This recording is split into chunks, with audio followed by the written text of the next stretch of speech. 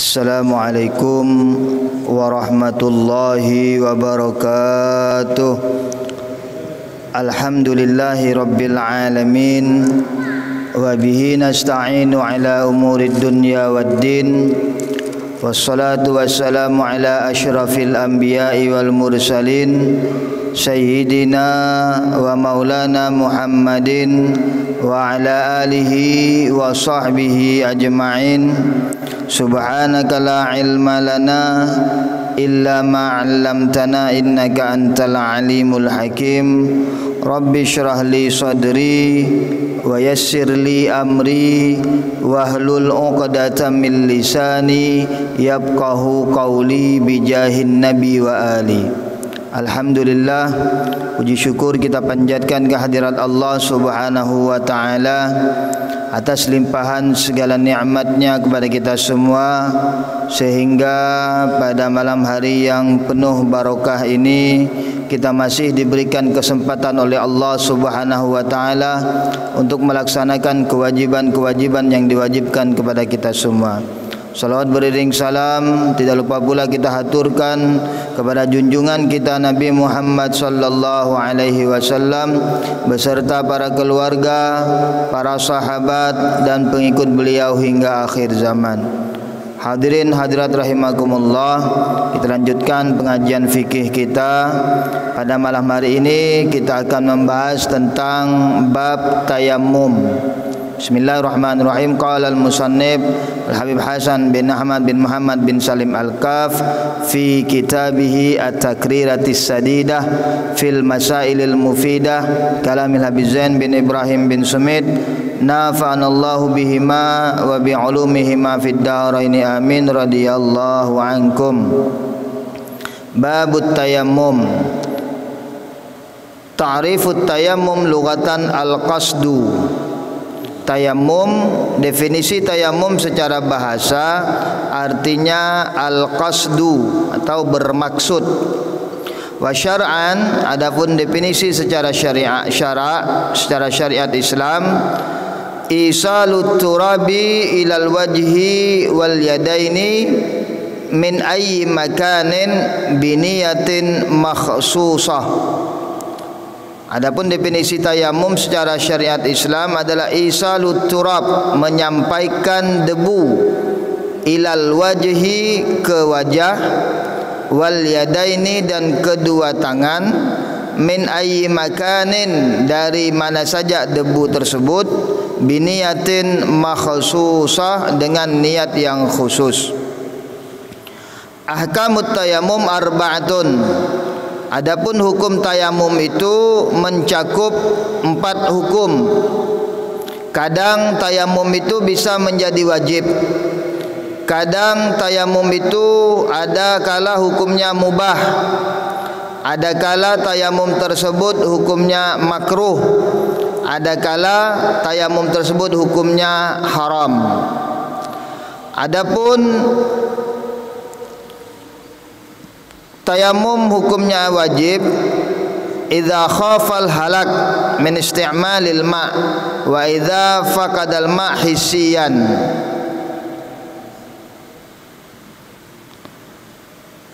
Tayamum itu bisa menjadi wajib kalau ketika kita akan sholat kita tidak boleh menggunakan air, dan kalau kita menggunakan air bisa mencelakakan kita.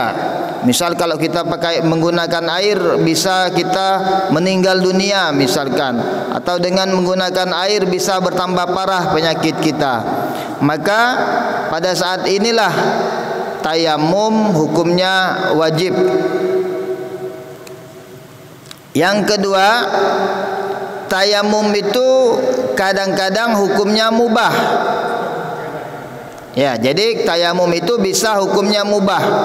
Kapan tayamum itu hukumnya mubah? Mubah ini boleh-boleh saja, boleh tayamum, boleh tidak.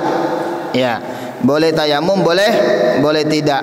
Idza kana qadiran 'alal wudu wa 'ala isti'malil ma' wa syara'ihi, walakin wajada yuba'u bi aktsari thamanil mithli. Misalkan ini terjadi, seandainya terjadi di musim kemarau. Terjadi di musim kemarau, air susah didapatkan. Ya, air susah didapatkan. Ada air tapi dijual dengan harga lebih mahal dari harga biasanya. Contoh, pada hari-hari biasa air 1 dirigen itu dijual 10.000 misalkan. Tetapi ketika terjadi musim kemarau atau pada waktu kita akan menggunakan air tersebut, airnya dijual dengan harga lebih mahal daripada harga biasa. Kalau biasanya dijual 10.000, ini dijual 15.000 misalkan. Walaupun kita mampu membeli air tersebut, kita boleh tidak membeli air tersebut dan kita bertayamum. Nah, ini pada saat inilah tayamum hukumnya mubah. Artinya kita boleh menggunakan air dan boleh juga kita bertayamum. Nah, ini makanya diartikan dengan mubah. Mubah itu boleh bertayamum, boleh kita berwudu dengan menggunakan air.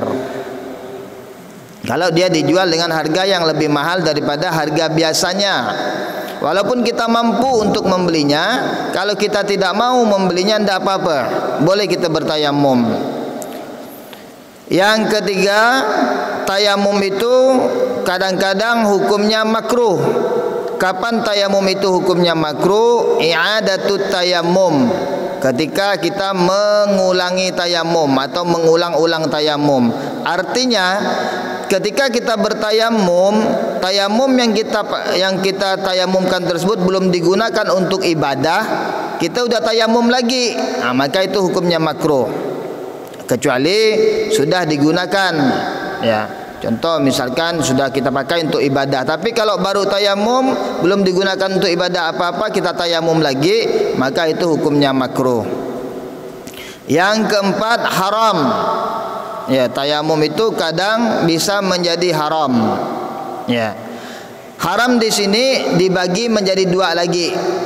Ada tayamum yang haram akan tetapi hukumnya haram tapi tayamumnya sah.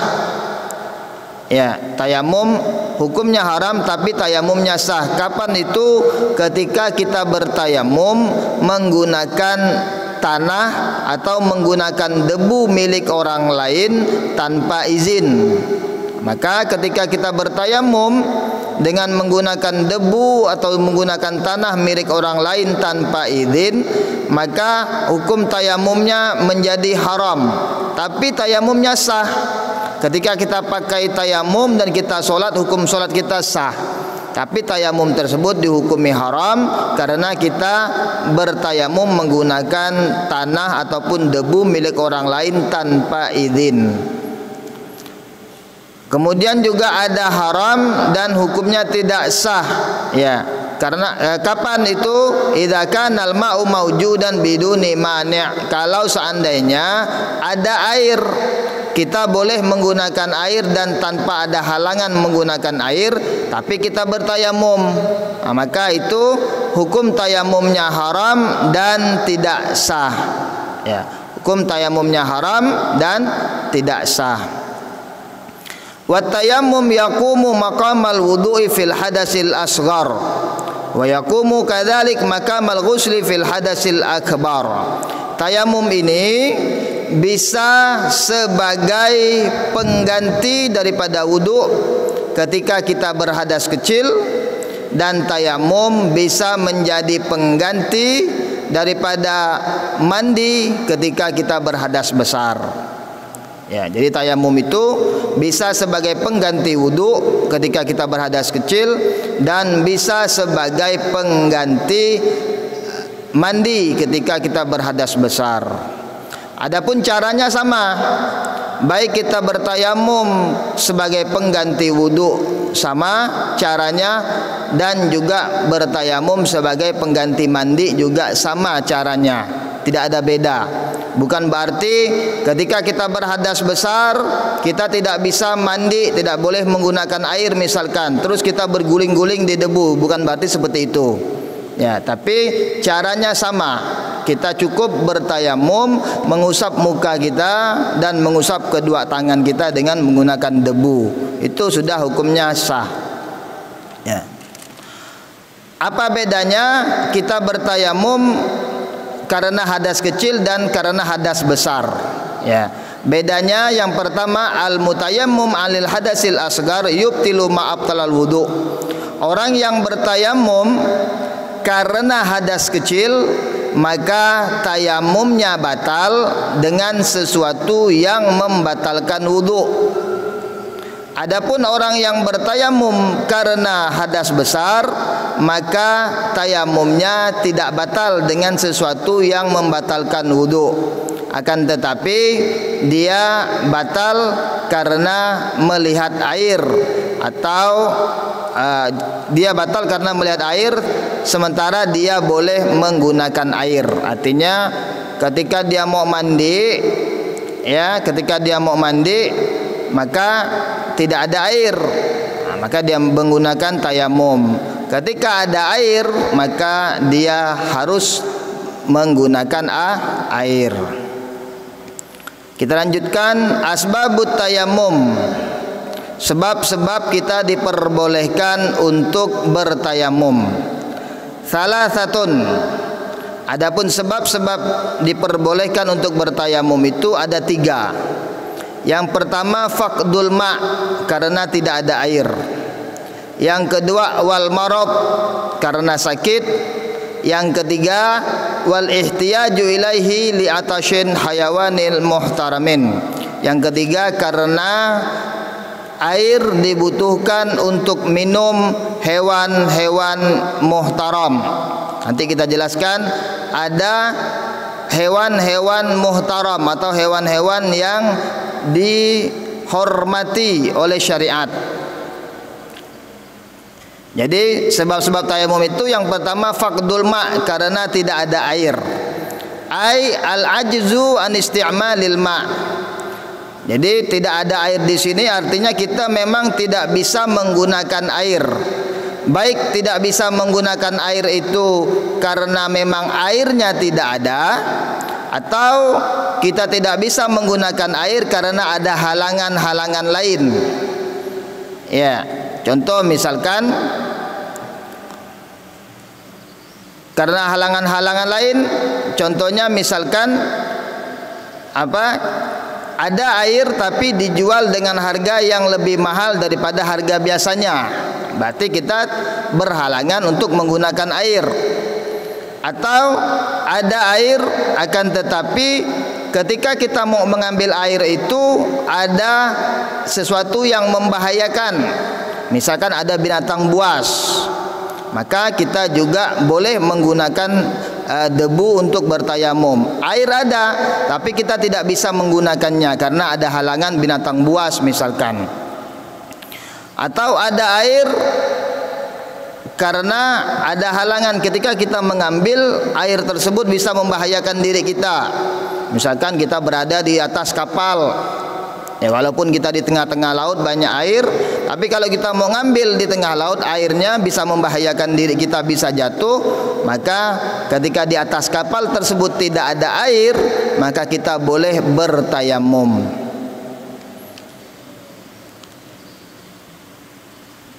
Yang kedua, sebab memperbolehkan tayamum itu adalah sakit. Ya, sebab membolehkan tayamum itu adalah sakit. Adapun hukum sakit di sini dibagi menjadi 3 lagi. Kadang ketika kita sakit tersebut tayamumnya menjadi wajib, kadang menjadi mubah, kadang juga bisa menjadi haram. Kapan ketika kita sakit kita diwajibkan untuk bertayamum? Seandainya idza kana yukhaful halak min isti'malil ma'. Kalau kita sakit, seandainya kita menggunakan air bisa membahayakan diri kita, maka kita wajib menggunakan tayamum.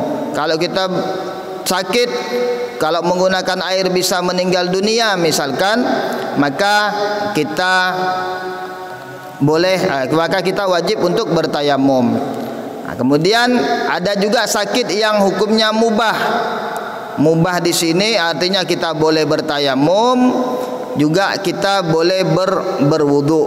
Nah, jadi kapan itu? Kalau idza kana yukhafu makhtur tayamum. Nah, Jadi kalau seandainya kita sakit, kalau kita menggunakan air dikhawatirkan sakitnya tambah parah, atau kalau kita menggunakan air dikhawatirkan sembuhnya tambah lama, maka kita boleh, maka pada waktu itu kita hukumnya mubah kita untuk bertayamum. Kalau tadi wajib, kalau seandainya kita menggunakan air bisa bahaya, bisa meninggal dunia, maka tayamum hukumnya wajib. Sekarang ketika kita sakit tidak membahayakan, kalau kita menggunakan air tidak sampai meninggal dunia misalkan, tapi penyakit kita bertambah parah atau lama sembuhnya kalau kita menggunakan air, maka hukum tayamumnya dihukumi mubah. Ada juga tayamum ketika kita sakit, hukum tayamumnya hukumnya haram. Kapan itu? Ketika penyakitnya penyakit yang ringan. Ya, sakit gigi tapi mau tayamum, itu hukumnya haram. Ya, cuma sakit kepala harus tayamum, itu hukumnya haram. Ya, tidak sah hukum tayamumnya. Yang ketiga, kita boleh bertayamum kalau air yang ada dibutuhkan untuk minum hewan-hewan yang muhtaram, ya, hayawan muhtaram. Jadi seandainya kita punya air, ya, seandainya kita punya air tersebut cukup untuk kita pakai untuk berwudu, akan tetapi air tersebut dibutuhkan untuk hewan minum, maka kita boleh bertayamum. Air yang ada tadi itu kita berikan untuk hewan minum, seperti itu.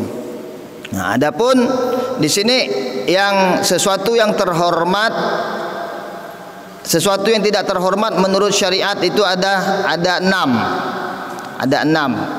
Yang pertama, tarikus shalah, orang yang meninggalkan salat, naudzubillah. Jadi artinya kalau seandainya kita ada punya air sedikit, air tersebut bisa dipakai untuk berwudu. Kemudian juga air tersebut dibutuhkan untuk orang yang tidak sholat minum, maka air kita boleh menggunakan air tersebut. Ya, saking orang yang tidak sholat tersebut tidak terhormat. Ya, artinya kita boleh menggunakan air untuk berwudu, biarkan orang yang tidak sholat tadi dia cari air lain. Kemudian yang kedua, azani muhson, orang zani muhson ini adalah orang yang sudah menikah tapi dia berzina. Nah, ini hukumnya zani muhson. Itu juga sama, tidak terhormat menurut syariat. Ya, artinya kalau seandainya kita punya air sedikit, maka boleh air yang sedikit tersebut kita pakai untuk berwudu ketimbang kita memberikan minum orang yang berzina tersebut. Kemudian yang ketiga, al-kafirul harbi, orang kafir harbi. Orang kafir harbi ini adalah kafir yang diperbolehkan kita untuk memeranginya. Yang keempat al-murtad, orang yang murtad keluar daripada agama Islam.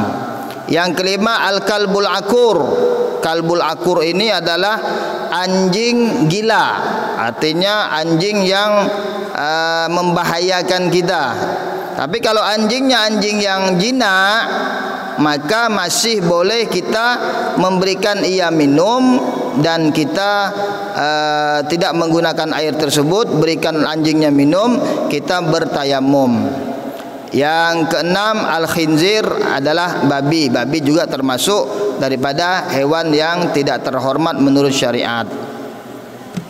Mungkin sampai di sini ada hal-hal yang mau ditanyakan atau ada sesuatu yang kurang jelas, silakan ditanyakan. Salam. Ini seandainya saya lah, tangan saya ini ada cacat semua. Lalu bagaimana saya bertayamum? Bang, yang digunakan tangan untuk bertayamum, tapi tangan saya cacat semua. Apakah saya menyuruh orang lain untuk bertayamum ke saya? Apakah saya bagaimana caranya? Satu. Yang kedua,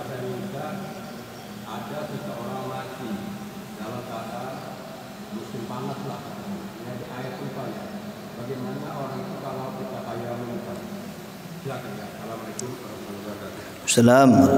Yang pertama, bagaimana kalau seandainya tangan kita luka, tidak bisa dipakai untuk bertayamum? Bolehkah kita ditayamumkan orang lain? Boleh. Ya, boleh, Pak. Ya.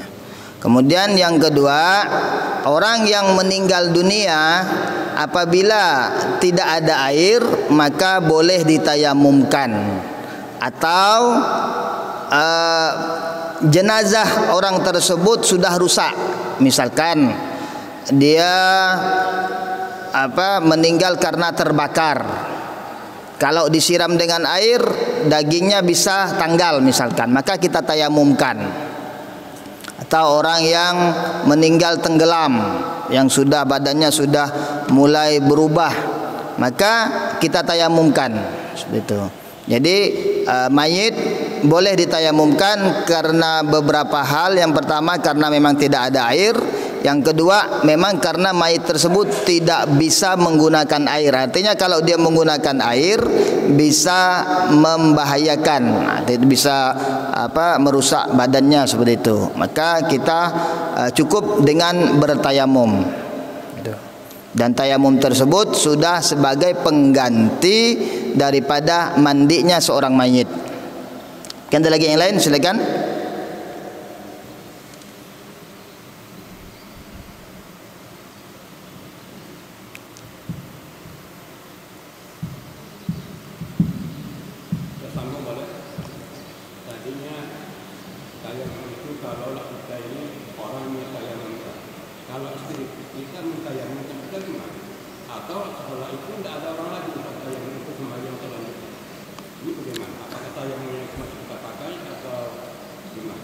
Baik, istri mentayamumkan kita boleh, tapi dengan menggunakan alas, dengan sarung tangan misalkan, boleh.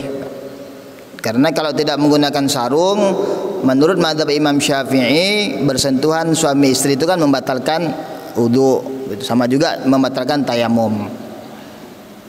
Boleh istri mentayamumkan, tapi dengan menggunakan sarung tangan.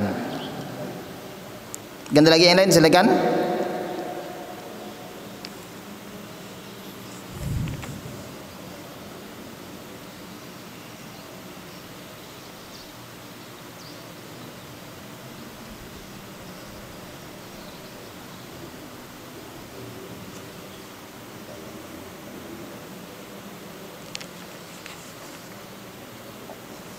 Kalau tidak ada, kita lanjutkan dengan syarat-syarat tayamum. Syurutut tayamum sab'atun. Syarat-syarat tayamum itu ada 7. Artinya syarat sah tayamum itu ada 7. Kalau 7 ini terpenuhi, maka hukum tayamum kita sah. Syarat yang pertama, ayyakuna biturabin. Hendaknya tayamum tersebut dengan menggunakan debu. Ya. Adapun syarat-syarat debu yang boleh dipergunakan untuk bertayamum adalah yang pertama ayyakuna tahiran. Ya. Debunya tersebut adalah debu yang suci, la najisan, bukan debu yang najis. Ya. Kalau debu yang najis tidak boleh. Ya, contoh misalkan, mohon maaf, ada kotoran sapi. Kotoran sapi itu kan kalau itu tumbuk juga menjadi debu. Nah, itu tidak boleh digunakan bertayamum. Misalnya kotoran sapi kering, misalkan kita ada debunya, kita pakai untuk bertayamum, itu tidak boleh karena dia sesuatu yang najis. Yang kedua, ayyakuna tahuran. Yang kedua, debunya tersebut belum dipakai. Tapi kalau debunya sudah dipakai, maka tidak boleh kita pakai lagi. Namanya debu musta'mal. Sama juga seperti air. Ada air yang musta'mal, tayamum juga debu ada hukumnya musta'mal. Yang ketiga ayyakuna khalisan. Debunya itu murni, tanpa ada campuran yang lain-lainnya. Misal walaupun sedikit, ya, debunya bercampur dengan tepung, tidak boleh. Debunya bercampur dengan semen, tidak boleh. Ya, jadi murni adalah debunya tanah. Yang keempat, ayyakuna lahu ghubarun. Debu seperti apa yang boleh dipakai adalah debu yang kalau seandainya kita tepuk debu tersebut maka dia asapnya naik atau berasap seperti itu, maka itulah debu yang boleh dipakai bertayamum. Artinya tanah yang dihaluskan ataupun debu hasil daripada tanah tersebut itulah yang boleh dipakai untuk bertayamum. Ya, makanya kalau yang di dinding itu ulama masih mengatakan itu tidak boleh dipakai bertayamum. Ya, karena kalau kita tepuk dinding tersebut debunya ndak ini, kecualilah tebal benar. Ya. Kemudian juga ada orang bertanya, Pak, kalau seandainya di pesawat saya mau bertayamum boleh ndak pakai dinding pesawat? Dinding pesawat tidak mungkin ada debu karena ada AC, begitu kan? Maka solusinya ketika kita mau naik pesawat, apalagi perjalanan yang lama, maka kita bawa debu dari bawah atau kita bawa tanah dari bawah. Makanya biasanya kalau biro-biro perjalanan ataupun travel umroh itu sekarang ada menyiapkan namanya turabut taharah ataupun turabut tayamum. Ya, artinya debu yang boleh dipakai untuk bertayamum itu sudah disiapkan, ada diperjualbelikan, sudah ada tempatnya, sudah ada wadahnya. Ketika kita akan bertayamum tinggal kita buka kertasnya, kita bertayamum. Setelah pakai tinggal dibuang seperti itu. Itu syarat yang pertama, tayamum harus dengan menggunakan debu. Yang kedua syaratnya ayyaksidahu. Ya. Yang kedua syaratnya kita bermaksud menggunakan debu, ya, bukan menggunakan yang lain-lainnya. Yang ketiga, syarat yang ketiga ayam sahawajahu wa yadaihi bidarbatain.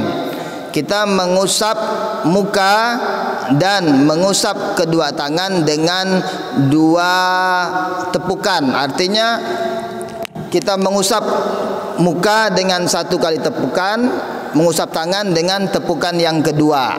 Tidak boleh satu tepukan itu juga dipakai mengusap muka, itu juga dipakai mengusap tangan, tidak boleh. Ketika kita sudah mengusap muka, maka debu yang ada itu sudah dianggap mustakmal. Maka kita harus mengambil debu yang lain untuk mengusap kedua tangan kita.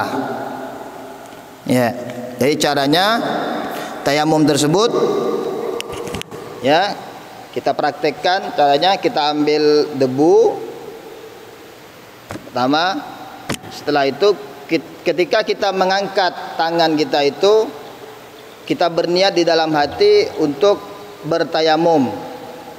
Ya, nawaitu tayamum listibahati shalah. Aku niat bertayamum untuk memperbolehkan solat. Ya, nawaitu tayamum listibahati fardis shalah. Aku niat tayamum untuk memperbolehkan solat fardu. Ya, kemudian kita usapkan ke muka. Jadi tayamum kita usapkan ke muka pertama, kita tepuk lagi yang kedua, kita usapkan ke tangan. Tarik tangan, sama kedua baru selesai. Ya, jadi cara tayamum itu sangat mudah sekali. Yang pertama usap ke muka, yang kedua usap ke kedua tangan kita. Asyaratul rabi, syarat yang pertama, yang keempat, ayunzilan najasatu awalan. Sebelum kita bertayamum kita harus menghilangkan najis terlebih dahulu. Karena tayamum dengan menggunakan debu tidak bisa menghilangkan najis. Maka ketika di anggota tubuh kita ada najis, maka najisnya harus dihilangkan terlebih dahulu dengan menggunakan air. Yang keempat, syarat yang kelima, ayyajtahida fil qiblah. Sebelum bertayamum kita harus mengetahui kiblat dulu. Lain halnya dengan wudu. Wudu, ketika kita akan berwudu kita tidak perlu tahu di mana arah kiblat. Kalau tayamum, syaratnya kita harus mengetahui arah kiblat dulu. Karena tayamum ini hukumnya bukan sesuatu untuk mengangkat hadas, tapi tayamum hanya hukumnya untuk memperbolehkan solat. Jadi kedudukannya lemah. Maka syaratnya, ulama mensyaratkan ketika kita akan bertayamum kita harus mengetahui dulu arah kiblat kita di mana. Kemudian yang keenam, ayyakuna tayamum ba'da dukhulil waqti. Ya, yang keenam, tayamum itu harus dilakukan setelah masuk waktu. Beda dengan wudu. Kalau wudu, misalkan maghribnya jam setengah 6, kita berwudu jam 5, boleh.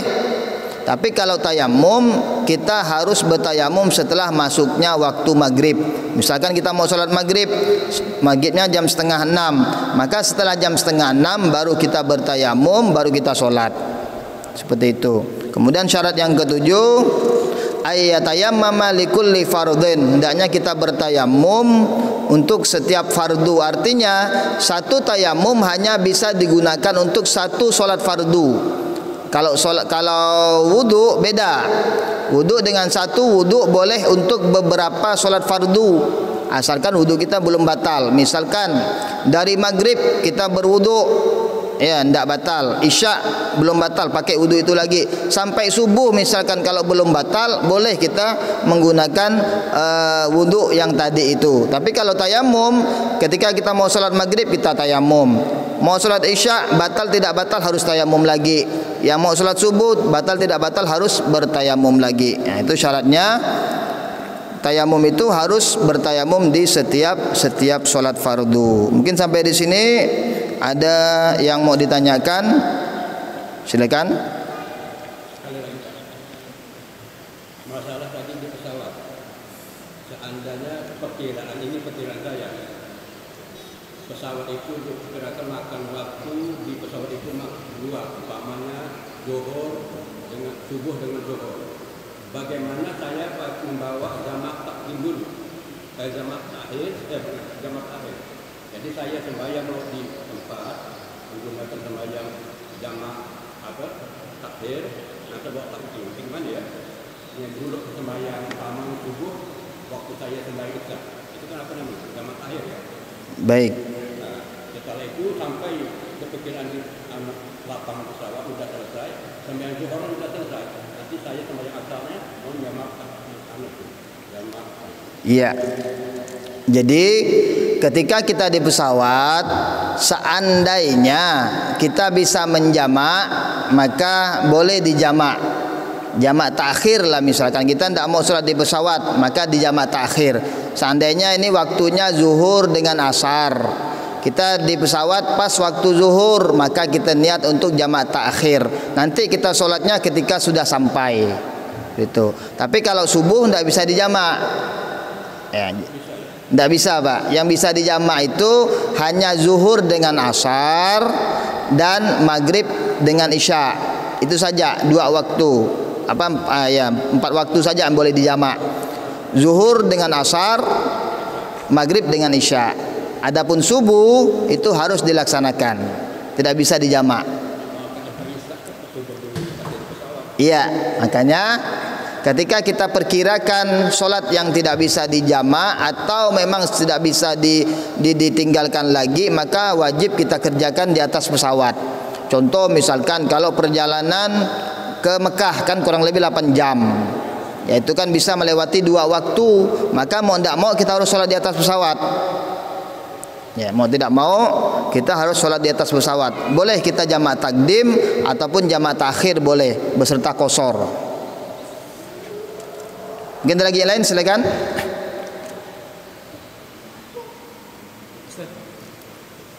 Jadi tayamum itu untuk sholat fardu ya. Ini misalkan maghrib kan, ada pada maghrib, sholat sunnah pada maghrib. Apakah bisa dengan satu tayamum tadi sholat fardu dengan sholat sunnah pada maghrib? Baik. Jadi nanti ada tingkatan-tingkatan niat tayamum. kalau kita niatnya untuk solat fardu, maka boleh digunakan untuk satu solat fardu dan boleh digunakan untuk beberapa amalan-amalan sunnah, solat sunnah, membaca Al-Quran, seperti itu.